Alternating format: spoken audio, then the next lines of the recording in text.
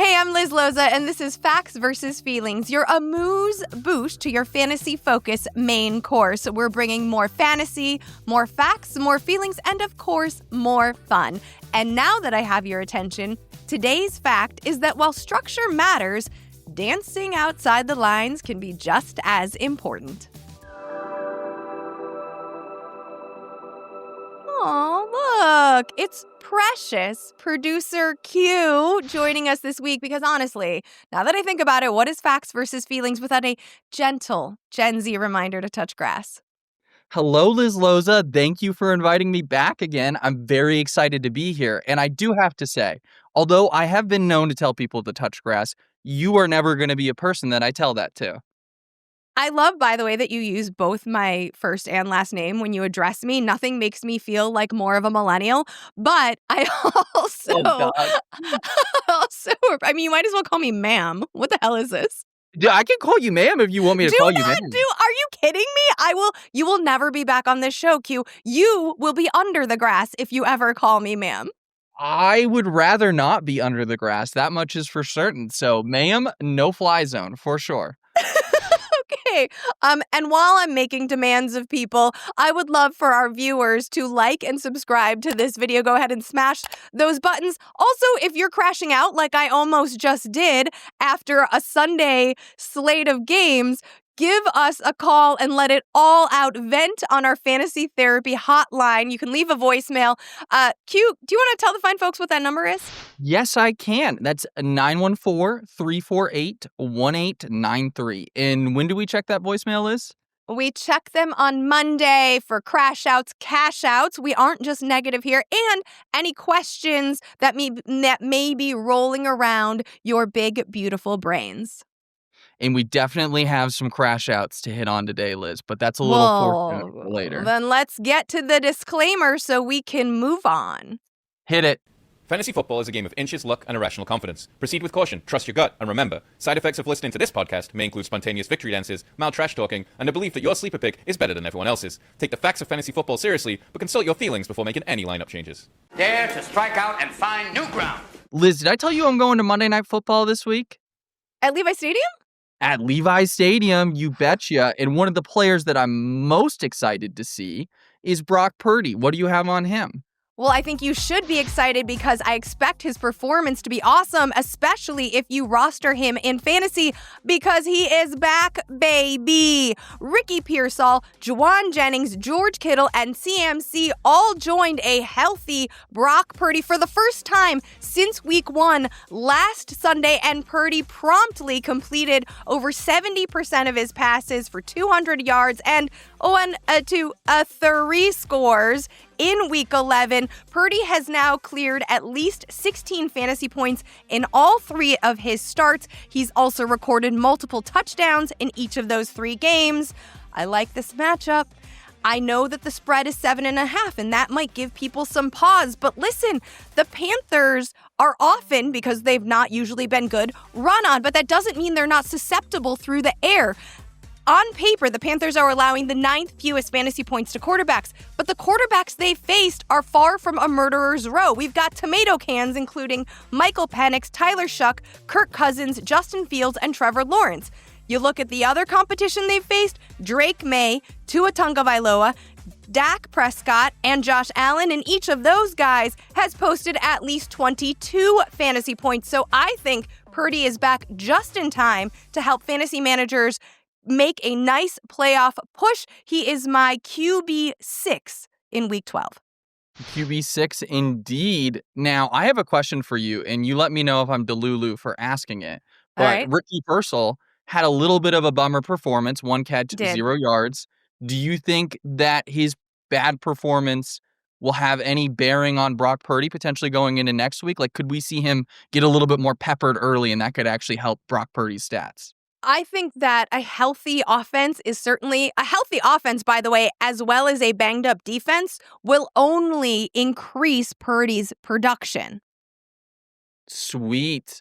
All right. Should we carry on here? Please do. What do you got next?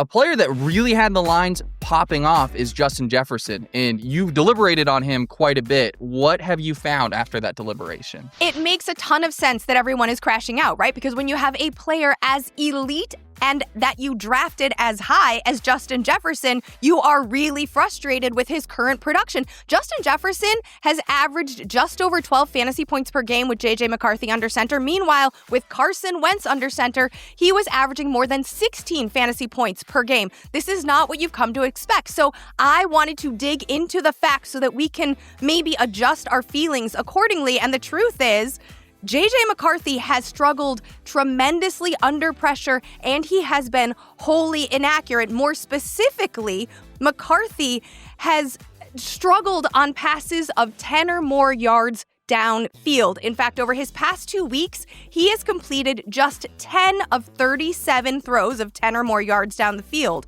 And 38% of those attempts were targeted at Justin Jefferson. That is frustrating. It's also not a situation that's going to resolve overnight. I mean, this is a chemistry situation. This is a growth situation, and the matchup is not soft enough for this quarterback and wide receiver duo to practice. The Green Bay Packers have allowed the 12th fewest completions of 10 or more air yards this season. Also, it's not getting better next week unless there's a miracle overnight, because the Vikings will face the Seahawks in Week 13, and Seattle has given up the 8th fewest completions of 10 or more air yards so far this season. Now, I will say there is, and I'm going deep here, y'all, because a player like Justin Jefferson and this level of crash out deserves going deep. So I'm trying to provide clarity here. The schedule will ease up from weeks 14 to 16. The Vikings are versus Washington, at Dallas, and then at the Giants. So there is room for improvement. Also, let me be very clear.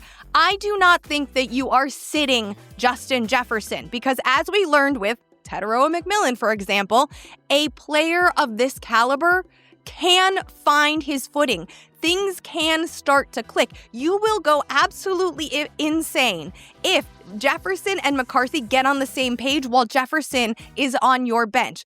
I am mentioning this and the reason for his lack of production so that you can temper your expectations and set your lineup accordingly. Find that, we talk about it all the time, find that upside elsewhere, because if there is a deficit to make up, then you know what to do. And also, I've done the math for you. So if the floor for Jefferson is around 12.5 fantasy points, then do the math and see where you need to add to the projections and adjust.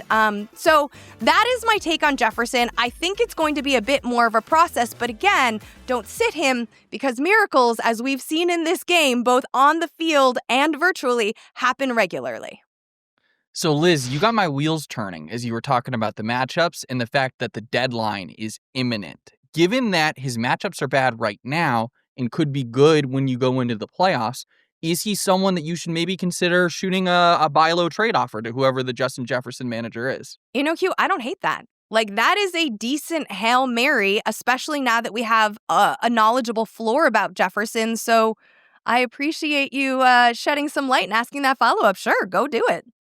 Yeah, so just send out those buy low offers, see if something fires off, and maybe you'll benefit. Feel really good about your Week 13 lineup, though. Feel really good about Week 13, that's for sure. Because that's critical. Let's dig into the theme here a little bit. Who's a player that you think should have fantasy managers dancing? Oh, well, I think Alec Pierce could make me do a little cha-cha. I have loved this player since he came out of college. He has incredible speed. He's a great contested catch expert, lots of big play ability, but unfortunately, he wasn't able to evolve his skill set until Daniel Jones came under center and he was given more opportunities. His number of targets drawn, routes run, snap share have all increased. In fact, over his last 4 games, Pierce has averaged 8.8 targets per game. He's also averaged nearly 92 receiving yards per game. Now, again, I'm talking about a 4-game span. During that time, it was Pierce who recorded the 5th most receiving yards per game, behind only JSN, Jamar Chase, Drake London, and George Pickens. You don't think of Pierce, though, because you think of him as the Colts' deep threat. He still very much has that role.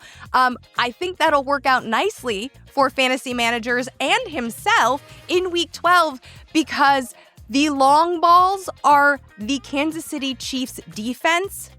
That's their kryptonite. The Chiefs have allowed the 5th most passing yards on deep throws this season. And now when we have a game with an over-under of 49.5, the second highest total for the entire week, we expect a lot of back and forth. And I think that means Pierce is going to be very much in the mix as the Colts try to knock off Kansas City. Ooh, a little bit of Alec Pierce action. So are we thinking potentially like a little shootout? Some vibes there? I think that this matchup has that potential, but I think Pierce is going to be the weapon that gets loose and exploits the Kansas City Chiefs' bend but don't break defense.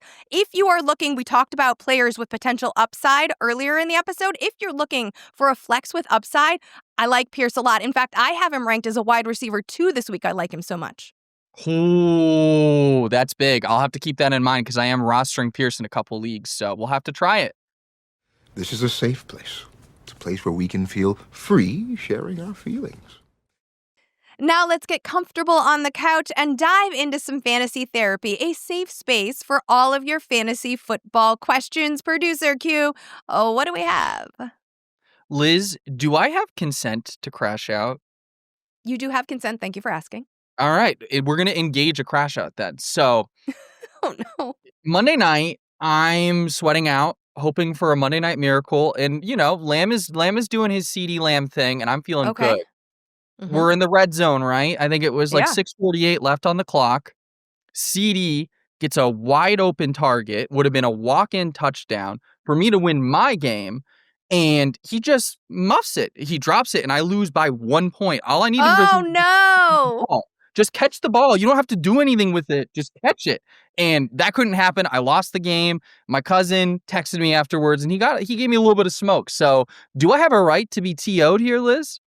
You have a right to crash out. You have a right to be upset. And also, this is the beauty of fantasy because for every time CeeDee Lamb didn't catch a pass and you lost, he has caught 5 more than you expected and you won. Welcome to the variance of this game, which is why I go I'm going to crash out now. I go bananas when people are like, well, make sure to put your flex player on your Monday Night Football and blah, blah, blah. Like, variance is going to happen, guys. You can shade. This entire theme this week was inspired by people trying to like shave all the margins of error and make sure that you have everything. Hey, you know what? The unexpected part of our game is what makes it the most thrilling. That is why we come back. We are not yet robots, although we'll see what happens. But I think that is what, your cousin was pretty psyched. And so I love this part of the show because it makes fantasy like so much more relatable, and we've all had that experience. For what it's worth, I lost by 2 points because Jake Ferguson didn't catch 2 more balls. Had he caught 1 more ball and run a little bit, I would have won. So I understand this. That game definitely made a bunch of people happy and a bunch of people not so happy. As it pertains to CeeDee Lamb and George Pickens, though, yikes. Lamb so far just 2 touchdowns on the season. That is not great. He's got 7 more weeks to match the 6 touchdowns that he managed in 2024. Also, George Pickens, my guy, paying dividends. He's averaged nearly 3 more fantasy points per game than Lamb. Now, I don't think that you can discount Lamb. I think they're both, despite the tricky matchup in Week 12 against the Eagles, going to be, wide receiver 1 plays, top 15 plays, certainly. But I don't know what you're gonna get out of Lamb this week. I don't love the matchup for him, but you're starting him regardless. Please don't come at me telling me I told you to sit him. Let's talk about some of the statements that you made last week because Lacram92 came into the socials and said, quote, you were wrong about Tetaroa McMillan. He killed it, and I used him as my flex. What do you have to say to Lacram92? I was wrong. I always own my mistakes. I did not see Tet McMillan posting a season-high 33 fantasy points versus a Falcons defense that entered week 11 allowing the second fewest wide receiver completions on the season. Yes, I did not see that coming. I told you that he was on the wide receiver 2/wide receiver 3 bubble, so I am very glad Le Creme 92, who I actually do enjoy on social very much, so I'm not coming after him.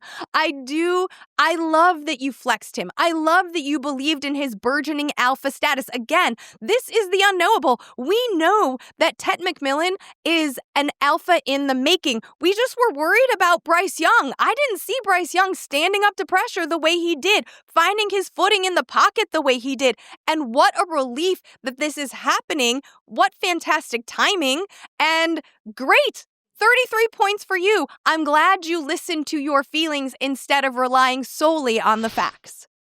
Exactly. Well, sometimes you just got to keep dancing and trusting your gut and then seeing how it happens. But I think let's migrate over to the next person who might be not trusting their gut as much. Cruise Skater is sitting in a question and said, Lamar, oh my, do I need another QB? No, you don't. Yes, I get it. You had a very down week, under 5 fantasy points from Lamar in a matchup against Myles Garrett, basically. That one hurt. Garrett was not going to be denied. The good news is, though, Lamar looked healthy. He didn't seem hampered by the knee issue that had kept him out previously, and his schedule eases up. Again, I'm as much as I say that this is a moment-to-moment game, we got to look and prepare, as we've talked about before, in the future a little bit. But Lamar's schedule eases up over the next few weeks. He's got 3 home games in a row versus the Jets, versus Cincinnati, versus Pittsburgh, and then at Cincinnati in week 15. So, we know that this is a player whose playing style could, some have argued, invite injury. So maybe you stash a streaming quarterback as insurance or protection just in case. I don't mind that, especially as we move towards the playoffs. Marcus Mariota, Jacoby Brissett, play some matchups. Go ahead and do that as insurance for such a valuable player at the position. But I think you have to be pretty confident about Lamar given his matchups moving forward. He's going to bounce back. Yeah, I agree with you, Liz, there. I think you're in a situation where you keep riding Lamar, you trust him, you probably invested a lot of draft capital into him, but there's merit to, stashing one of those quarterbacks you listed off and just having that extra insurance policy just in case. Now, why don't we go a little further south from Maryland down to North Carolina and hear from our listener, Fred. Oh, okay. Hey, Liz. This is Fred from North Carolina. Love the show. I have a bit of a problem this week. Cortland Sutton is on a bye, and Drake London is doubtful for next week. So pick 2, A.J. Brown, Jordan Addison, or Ricky Pearsall. Thanks. Thank you, Fred. That was so kind of you. I appreciate that you're looking ahead, trying to find substitutions in case Drake London can't go. So we talked about J.J. McCarthy and his accuracy woes. If it's bad for Justin Jefferson, it's worse for Jordan Addison. So let's remove him for the equation, leaving just A.J. Brown and Ricky Pearsall. We also talked about Pearsall a little bit earlier. Could Pearsall make a comeback this week as he is healthier and more integrated into the 49ers offense? Sure. I am not going to sit A.J. Brown. Now, I understand that he was not particularly efficient in week 11, but I do think that had a lot to do with the wind. It was hard for Hurts to throw the ball downfield. It was hard for Brown to corral it, but we saw the investment in Brown again after his social media crash out, after his conversation with Howie Roseman on the field. There is a priority to making Brown feel better, and I am not going to sit Brown this week. Instead, I'm going to lean even further into that. So if I'm you and I need a guy, it's not going to be Jordan Addison. It's not going to be Ricky Pearsall. It is going to be A.J. Brown. And I might do a couple of prayers to hope that everything, stays in alignment. All right. Well, I think that's all we got from Fantasy Therapy. I think we should move on to the guest. What do you think? I would love that, but I also love hearing from our listeners every week. So please continue to give us your crash outs on the social channels and your cash outs. We also like positivity here and leaving the voicemails. The number, Q? The number is 914 888-348-1893. And just to refresh the people one more time, I know we said it off the top, but when do we check our voicemails again? Mondays. Today on Facts versus Feelings, we have a guest who brings massive fantasy knowledge and an entire nation's worth of football passion with him. He's the head of fantasy content and lead analyst for NFL Español, and this season he joined ESPN Mexico. Please welcome Mauricio Gutiérrez to the show. Mau, so good to have you here. So excited to be with you again. Thank you for everything. You've supported my career since the beginning. And I'm really, really excited to be here with you. Sí, también. You also supported me. I feel like we came up similarly around the same time, so it's wonderful to reconnect right before the holidays especially. I love everything that you're doing. I love that you're now a part of the ESPN family. Now that we are colleagues, I want other people to know your story. We went through it a bit together. So can you tell me first, how did you, in Mexico, discover the National Football League? And then how did that turn into a career, not just a passion, but a career in fantasy football? Well, NFL in Mexico, it's a big thing since probably late 70s, early 80s. There are transmissions, the NFL was watched in Mexico since I was a kid. And I was a fan. And then the moment that decided that I was huge NFL fan was my parents take me on a trip to Houston with my grandfather as well. And we went to the Astrodome to watch the Houston Oilers against the Kansas City Chiefs. And the moment I entered the stadium, it was huge. It was amazing. The atmosphere, the vibes, the Houston Oilers #1. It was awesome. The uniform, the colors. And watching Warren Moon, it was amazing. And I fell in love with that team. And when they became the Tennessee Titans, for me, it was okay, they're keeping all the records. They're keeping them. So I felt the responsibility to keep rooting for that team. So I'm a Tennessee Titans fan now. How has your fandom for the NFL informed your fantasy passion, acumen, and, job choices? Yeah. I mean, I joined a fantasy football league. It was a public league, and I started loving everything. But the moment that changed everything was when one of my friends invited me to a home league with his buddies, with his friends, and I became passionate about fantasy football. I started to know more about the game, the NFL. Yeah. And then after I was struggling with my professional career choice as a lawyer, I was I need something more that I'm more passionate about. And I started writing about NFL. And then I knew that there wasn't no one creating content, fantasy football content in Spanish, in Español. So I was here is what I want to do. I want to generate content about fantasy football in Spanish. And that was my niche. And I became the lead analyst for NFL Fantasy in Español. Then ESPN this year offered me. Congratulations. Yeah, and with ESPN, it's not only fantasy football. I'm in NFL Live in Mexico. I'm the commentator for the second window of Red Zone. So it was 2 moments that changed my life. But I didn't knew that time that it was going to change my life and put me on this content generator career and broadcasting career. It's been amazing. And I'm grateful with my parents, with my friend Raul that took me in his home league. Yeah. It is those sliding doors moments can really make a big impact, and not just for us, but I think everyone who plays fantasy. That's why it's so popular. That's why it's only growing. That's why this show exists. That's why I'm grateful for our listeners and our viewers, because the content is so much of it is so relatable too. But I do, while we're talking about the relatability of fantasy football, obviously our game is borderless. But we know, if we're being honest, right, that the NFL doesn't have the exact same footing in Latin America that it does in the States. So have you, given your unique position between the two, discovered any differences in the way fantasy is discussed in Mexico versus, or even, the entirety of Latin America versus in America? I think between Mexico and Latin America, there's no difference. I mean, we all speak Spanish, and each country has their slang, their expressions, their culture.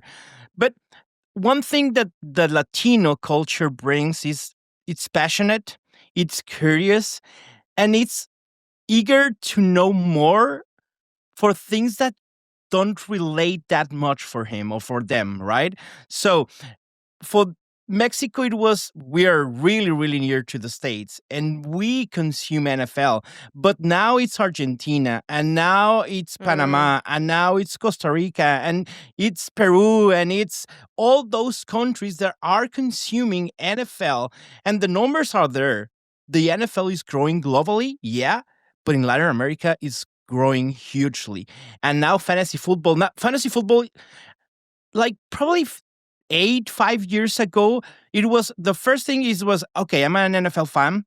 Then I am going to play fantasy football with my colleagues, with my friends, with my internet friends. No, the internet, it was blown away with fantasy football. And now it's the other way around. I have so many people and so many friends that play fantasy football to know about NFL. So the first thing they know about this NFL thing as a whole is fantasy football, and not precisely the game. And for me, that's mind-blowing. So, right. I mean, that's kind of what we were just talking about, right? Like that fantasy football can be a conduit of knowledge for the NFL. And I think a lot of NFL executives, for example, like to believe that their game is the first game and fantasy is an offshoot of that. But as Roger Goodell keeps adding these international games to the schedule every year, it's interesting that that fantasy, at least in your experience in Latin America, is being used to grow the popularity of the league versus people starting to play fantasy because they're already NFL fans. So I would like Roger Goodell to take note, please, that fantasy should come first and is coming first in the ways of expansion that he is trying to make happen. So I love that, and it makes complete sense. And NFL Mexico has this idea, Liz, and that's why they brought me, that fantasy football can open so more channels for them, marketing channels, like to convert youth fans to avid fans, so casual fans to avid fans. And the avid fans are going to consume more about NFL. They want the red zone, and they want the merchandise, and they want to go to games, and everything it's there for NFL to explode, and it's exploding right now. Since Raul first invited you, how many leagues do you now play in? Oh, it was last year, probably it was like 18, 15. This year, I trimmed to 15. 12. Yeah, that's my number too. Yeah. All right, so let's talk about, because in addition to your broadcasting, you are a fantasy analyst. You're incredibly good at it. Thanks. And so I wanted to ask you some questions about Week 12 in particular. But, before I do that, ESPN Fantasy's official trade deadline is set for Wednesday, November 26th. Of course, every league has the ability to tweak that as they like, so make sure that you're aware of your own league's trade deadline. But going by the guideline of Wednesday, November 26th, is there, Mauricio, a move that you're interested in making before time officially runs out? Yeah. The player that I want the most to go for him, it's Stefon Diggs from the Patriots. 14.8 fantasy points per game since for week 4. During the offseason, I really got tired about talking about Stefon Diggs and Drake May and that connection. And at the beginning, it was not looking good, but now since that week 4, he's wide receiver 7 in fantasy points over that span, 28% of target share, and his route runs has increased in the last 4 weeks, 65%, 73%, 78%, and last week, highest rate of the season, 89% of route runs of dropbacks. He's a top target for a MVP caliber QB. That's the one you Listen want. to you. That's a bit of a hot take. I don't mind it one bit coming. I mean, the matchup is obviously great at Cincinnati this weekend, too. Yeah. I think there's, against Cincinnati, against the Bengals, the door is going to shut down to trade, a fair trade for Stephon Diggs. Awesome. All right. So Stephon Diggs is your favorite trade target. Who is your most confident sit for Week 12? That's a tough one. And I'm sorry, Liz. I know you're a Bears fan. It seems like the Bears, I don't know if doesn't know what they have on Colston Loveland, or they don't want to know what they have on Colston Loveland. They don't want to make we all celebrated the game against the Bengals, right? Was like no, week 9. Everybody knows. Yeah. Yes. But what the Bears did after that game, they rewarded him with less participation. And we've seen less participation from Coastal Loveland after that game. It doesn't make sense to me.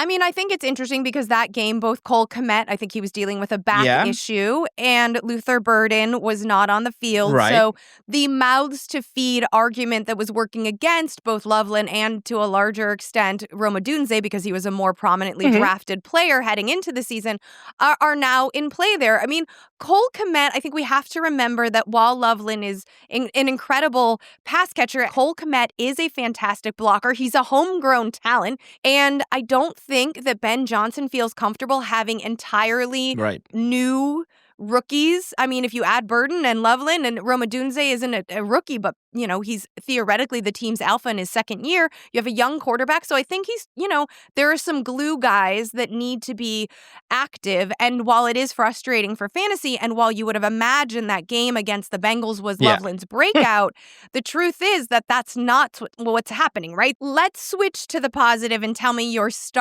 favorite start for Week 12. My favorite start, probably 2 weeks in a row, is Goody Marks. And last week, it didn't pan. I mean, the matchup was favorable, but it didn't pan.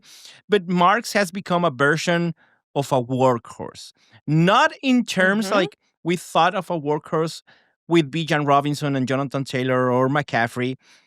But Marks is quite, obviously, talent-wise, he's not there. But in volume-wise, I think he could be there. If we can compare fantasy football assets to toys, Marks would be a goody horse that you can play with him and you can use once again every week, and he's going to be there. The volume is there, and the matchup is really, really good. So my goody horse, Marks, is my best bet this week.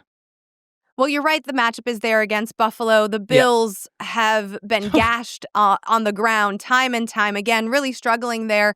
And even with Davis Mills under center, I think that'll actually boost Woody's volume. I have him ranked as my RB, probably in that RB 19-20 range. So like a solid RB2 for fantasy purposes in Week 12. Nice. I have him, let me check, probably in that same range. I have him RB 17, just behind Ashton Genty. Yeah.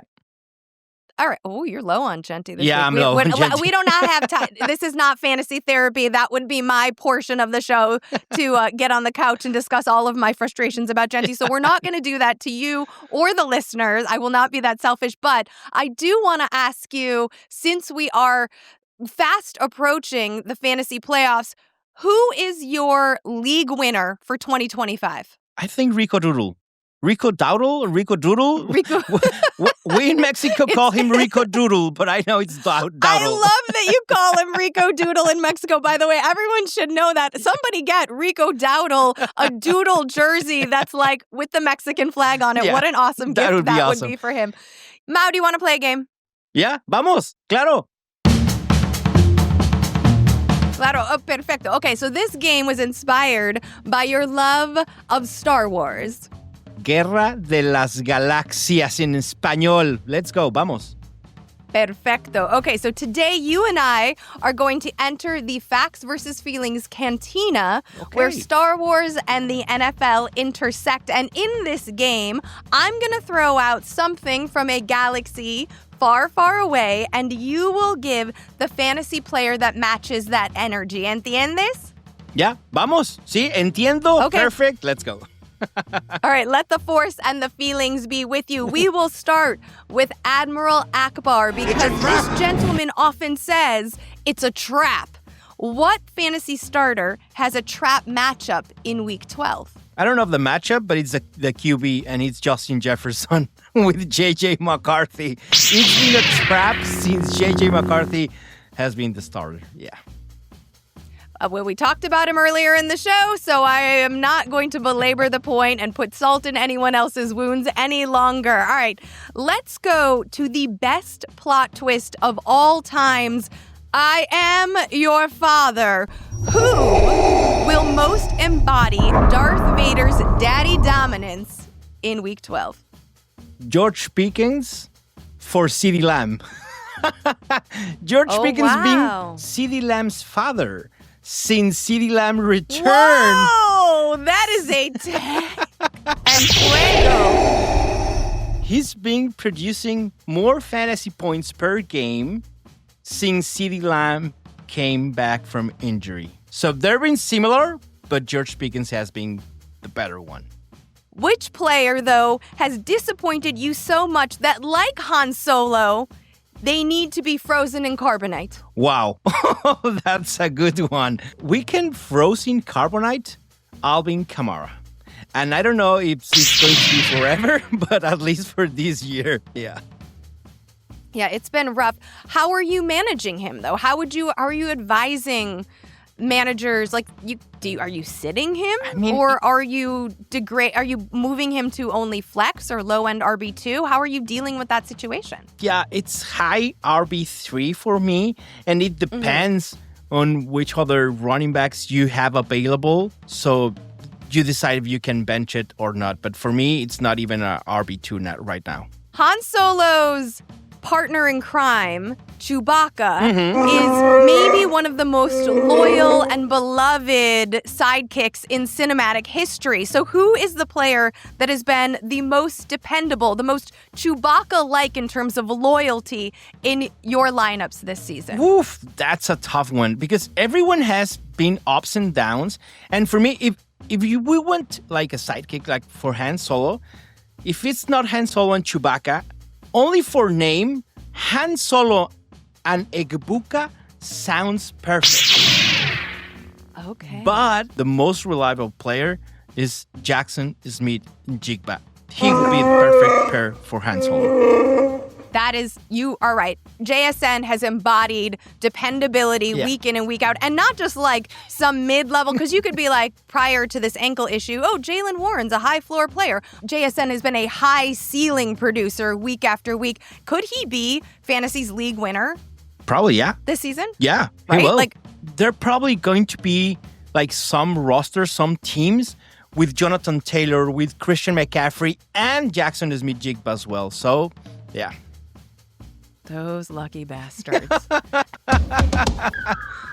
That is perfecto. Gracias. Muchísimo. Gracias. Thank you so much for coming on, having fun with us, sharing your story and your fantasy acumen. Please tell our listeners and our viewers where they can follow you. Yeah, they can follow me at mgutierrez NFL in all social media. And gracias to you, Liz, and all your staff. Thank you. Last call!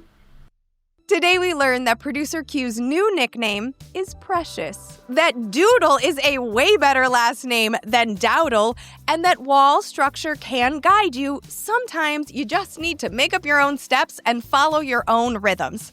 Big thanks to Mauricio Gutiérrez for calling in and playing along, and as always, to producer Quentin for not roasting me on the comms or something like that. Be sure to check out my Week 12 edition of the Facts versus Feelings column, which is currently live on the .com. And remember, you can leave us a voicemail. That number is 914-348-1893. Until next time, may your facts be solid, your feelings be right, and your bus be someone else's problem. Hop to the left. Nope, that's left. You go. Three. Okay, 3. Save it. Swallow All right. it, save it, and spit it back out. Swallow it. Okay. 3. Okay. Fine. Woosah. Unique New York. Woosah. Okay.